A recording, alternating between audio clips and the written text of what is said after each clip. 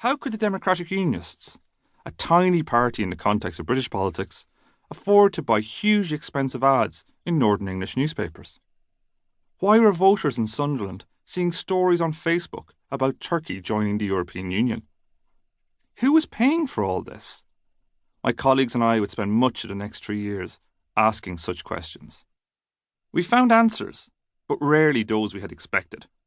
The DUP's advertising blitz was bankrolled by the biggest donation in Northern Irish history, routed through a secretive Scottish group linked to a former head of Saudi Arabian intelligence. The Vote Leave campaign, led by its ruthless chief strategist Dominic Cummings, broke electoral laws on overspending when it bought highly targeted Facebook adverts with a Canadian digital company that almost nobody had heard of.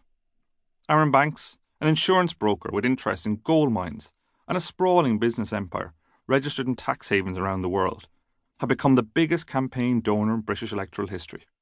Banks was eventually investigated and exonerated by the National Crime Agency amid concerns about the sources of his record Brexit contributions. The trail continued, stretching far beyond Britain's shores, from Cambridge Analytica, Steve Bannon, and leading figures in Donald Trump's America, to Matteo Salvini, Viktor Orban, and Europe's insurgent far right. There were corporate-funded think tanks and lobbyists with access to the highest levels of government, and networks of keyboard warriors in suburban bedrooms churning out hyper-partisan news stories that spread like digital wildfire.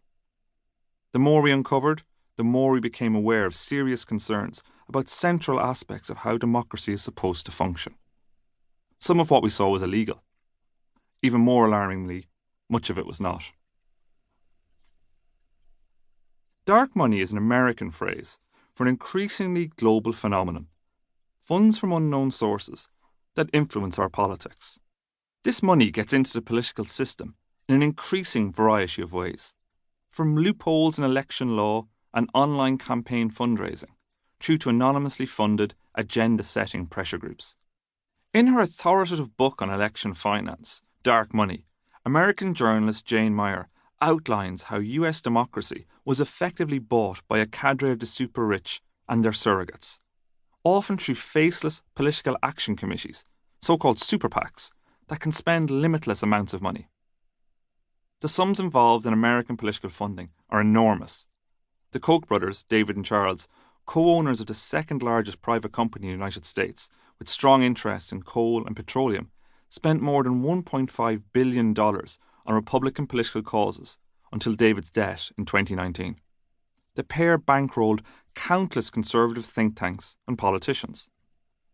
Trump's biggest backers included hedge fund billionaire Robert Mercer, whose data firm Cambridge Analytica also worked on Trump's presidential campaign. In America, elections involving hundreds of millions of voters have become contests decided in key constituencies by a handful of plutocrats.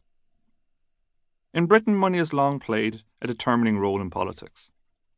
The rotten boroughs of the 18th and 19th centuries were notoriously crooked, and their tiny electorates could be bought by influential patrons. The Reform Act of 1832 did not end corruption. Bribery was so endemic in the 1880 by-election in Sandwich that the constituency was subsequently abolished. David Lloyd George shamelessly sold peerages to wartime spivs and profiteers to fund his prime ministerial lifestyle. You have to go back to the 1920s to find the last time a general election candidate was convicted of breaking spending limits. But only the most optimistic will believe that the financial restraints in British politics are not frequently exceeded. Money corrodes the political system in other ways too. In the 1960s, architect and planner John Paulson and building firm Bovis bribed Labour politicians across the northeast to approve major construction projects. 3 decades later, lobbyist Ian Greer gave Tory MPs cash in brown envelopes in return for asking parliamentary questions useful to his clients. More recently, former Labour ministers have compared themselves to cabs for hire, their wheels greased by generous daily retainers.